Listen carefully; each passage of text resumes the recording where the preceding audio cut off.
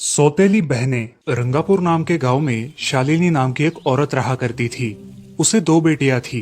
एक का नाम था शिवानी और दूसरी का सुहानी। शिवानी जब छोटी थी तब उसकी माँ गुजर गई थी, जिसके कारण उसके पिता रघु ने दूसरी शादी कर ली। मगर उनका भी कुछ सालों में बीमारी की वजह से देहांत हो गया और इसी वजह से शिवानी के मन में उसकी माँ और बहन के प्रति प्रेम उत्पन्न नहीं हो पाया। शिवानी और सुहानी में हमेशा झगड़ा हुआ करता था। दोनों भी बहनें एक दूसरे से कभी प्यार से बात नहीं करती थी। शालिनी ये सब देख बड़ी चिंता में रहा करती थी। ऐसे ही एक दिन, शिवानी सुहानी, चलो आ जाओ, खाना खा लो। हाँ माँ, आई। हाँ माँ, मैं भी आई। ऐसा कहकर दोनों बेटियां वहां आ जाती है और देखती है तो उनकी माँ ने उन दोनों के लिए गाजर का हलवा बनाया था। वो देख सुहानी और शिवानी बहुत खुश हो जाती है। माँ, तुमने ये हलवा मेरे लिए बनाया है? मुझे बहुत पसंद है। मुझे पता है कि मेरी दोनों बेटियों को हलवा कितना पसंद है, इसीलिए तो मैंने तुम दोनों के लिए हलवा बनाया है। और मेरे लिए माँ? अरे हाँ बेटी, मैंने तुम्हारे लिए भी बनाया है। चलो अब जल्दी से खा लो, तुम दोनों को कॉलेज भी तो जाना है ना। जी माँ, मैं ये कटोरी ले लूँ? मुझे जल्दी पहुँचना है कॉलेज में। हाँ ले लो। और सुहानी, तुम ये वाली कटोरी ले लो।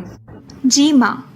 दोनों भी हलवा खाती है और एक दूसरे की ओर बहुत गुस्से से देखकर वहां से चली जाती है। वो दोनों भी कॉलेज में एक साथ पढ़ा करती थी। फर्क सिर्फ इतना था कि शिवानी 3rd ईयर में थी और सुहानी 1st ईयर में। उन दोनों में 2 साल का अंतर था। फिर भी दोनों में हमेशा नोकझोंक हुआ करती थी, जैसे कि वो दोनों एक दूसरे की दुश्मन हो। ऐसे ही एक दिन, दीदी, मेरे कॉलेज की ट्रिप जाने वाली है। तुम्हारी भी ट्रिप जाने वाली है क्या? हाँ, मेरी भी जाने वाली है, मगर मेरा जाने का मन नहीं है। क्यों दीदी? क्योंकि वहाँ पे तुम हो। मुझे भी कोई शौक नहीं है तुम्हारे साथ आने का। मैंने ऐसे ही पूछ लिया। मैं जा रही हूँ। शिवानी और सुहानी एक दूसरे की ओर मुंह फेर कर वहां से चली जाती है। अगले दिन दोनों भी कॉलेज में जाती है। तब उनके टीचर उनसे पूछते हैं, शिवानी, तुम कॉलेज की ट्रिप में आने वाली हो? जी सर, मैं आने वाली हूँ। ठीक है, मैं तुम्हारा नाम लिखवा देता हूँ। जी सर। ऐसा बोलकर टीचर ट्रिप के लिए जाने वाले विद्यार्थियों की लिस्ट बना लेते हैं। घर आकर शिवानी और सुहानी ये बातें अपनी माँ को बताती है। सुहानी, शिवानी, तुम दोनों ट्रिप के लिए जा रही हो, मगर वहां जाके झगड़ा मत करना, नहीं तो ट्रिप पे जाने की कोई जरूरत नहीं है। नहीं माँ, हम झगड़ा नहीं करेंगे। हाँ माँ, हम झगड़ा नहीं करेंगे। तो फिर ठीक है, तुम दोनों जाओ। ये लो ट्रिप के लिए पैसे, और बाकी के ये तुम्हारे पास ही रखना। माँ, हम कल जाएंगे और 2 दिन के बाद वापस आएंगे। ठीक है, चलो अब सो जाते हैं, कल तुम दोनों को निकलना है। अब वो सब खाना खाकर सो जाती है। अगले ही दिन सुबह उठकर वो दोनों भी अपने अपने बस में बैठकर ट्रिप के लिए निकल जाती है और इधर शालिनी अपने काम में व्यस्त हो जाती है। ऐसे ही कुछ देर बाद शालिनी को शिवानी का फोन आता है। माँ, हम दोनों यहाँ ट्रिप की जगह पहुँच गए हैं। अच्छा बेटी, तुम दोनों ठीक हो ना? हाँ माँ, मैं रखती हूँ, हमें यहाँ अलग अलग स्पॉट देखने जाना है। ठीक है, और जब वक्त मिले तो फोन कर देना। हाँ माँ, अपना और सुहानी का ख्याल रखना। हाँ माँ। फोन रखने के बाद शिवानी और उसके क्लास के सारे दोस्त वहाँ की एक जगह देखने जाते हैं। सुहानी भी उसके क्लास के साथ एक दूसरी जगह देखने निकल जाती है।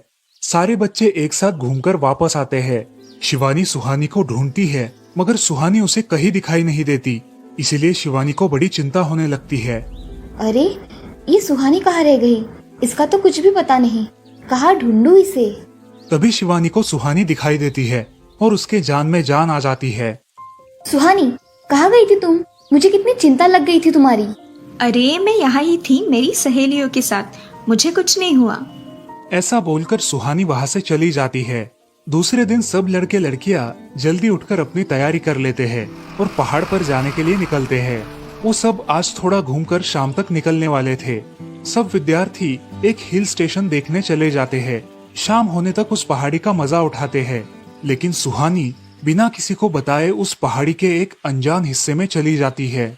वहाँ का मनमोहक दृश्य देखते देखते गलती से उसका पैर फिसल जाता है और वो वहाँ से नीचे गिर जाती है। शाम हो जाने के कारण सभी विद्यार्थी वहाँ से निकलने लगते हैं और यहाँ सुहानी एक पेड़ के सहारे उस पहाड़ी की चोटी पर लटकी रहती है। शिवानी सभी विद्यार्थियों में अपनी बहन को ढूंढती है, लेकिन वो उसे कहीं नहीं मिलती। सुहानी को ढूंढते ढूंढते शिवानी वापस उसी पहाड़ी के पास आती है और उसे आवाज लगाती है। सुहानी, सुहानी कहाँ हो तुम? दीदी मैं यहाँ हूँ, बचाओ मुझे, मैं यहाँ हूँ। सुहानी की आवाज की ओर जाते ही उसे पता चलता है कि सुहानी पहाड़ी पर लटकी है। ये सब देखकर शिवानी बहुत घबरा जाती है। शिवानी अपनी पूरी ताकत लगाकर उसे ऊपर खींच लेती है। तुम यहाँ क्यों आई थी? अगर तुम्हें कुछ हो जाता तो मैं क्या करती? माँ को क्या जवाब देती? दीदी मेरा पैर फिसल कर मैं वहाँ गिर गई। मैंने बहुत आवाज दी मगर मेरी आवाज किसी ने नहीं सुनी। तुम ढूंढती हुई आई और मुझे बचा लिया। तुम दुनिया की बेस्ट दीदी हो। हाँ सुहानी, चलो अब घर जाने के लिए देर हो जाएगी, बस निकल जाएगी। सुहानी को ऊपर खींचते वक्त शिवानी के हाथ पर बहुत सारे जख्म हो गए थे, इसीलिए सुहानी अपनी ओढ़नी फाड़कर उसके हाथ पे बांध देती है और अब वो दोनों बस के पास चले जाते हैं। क्या हुआ है शिवानी, हाथ से खून बह रहा है तुम्हारे? कुछ नहीं सर, मैं वहाँ पे गिर गई थी, अब मैं ठीक हूँ। टीचर और सारे छात्र गाड़ी में बैठकर घर जाने के लिए निकलते हैं। घर आने के बाद शिवानी सारी हकीकत अपनी माँ को बताती है और वो सब सुनकर माँ दोनों को गले लगाकर रोने लगती है। तुम दोनों एक दूसरे के साथ होते हो, इसीलिए मुझे कोई टेंशन नहीं रहता, मगर मेरी बच्चियों खुद का भी ख्याल रखा करो। उस दिन के बाद दोनों सौतेली बहनों ने अपने बीच की सब नोकझोंक बंद कर दी और हंसी खुशी सगी बहनों की तरह रहने लगी। दोस्तों, इस कहानी से हमें ये सीख मिलती है कि हम सबको एक दूसरे के प्रति द्वेष की भावनाएं छोड़कर प्यार से रहना चाहिए। चंदनपुर नाम के गांव में चंपा नाम की एक औरत रहती थी। पति, 2 बच्चे और एक बेटी, ऐसा उनका पूरा परिवार था। उसका पति श्रीधर पोस्ट ऑफिस में जॉब करता था। उसके कमाई से ही घर चलता था। चंपा ने अपने घर के सामने एक छोटी सी दुकान खोल के रखी थी।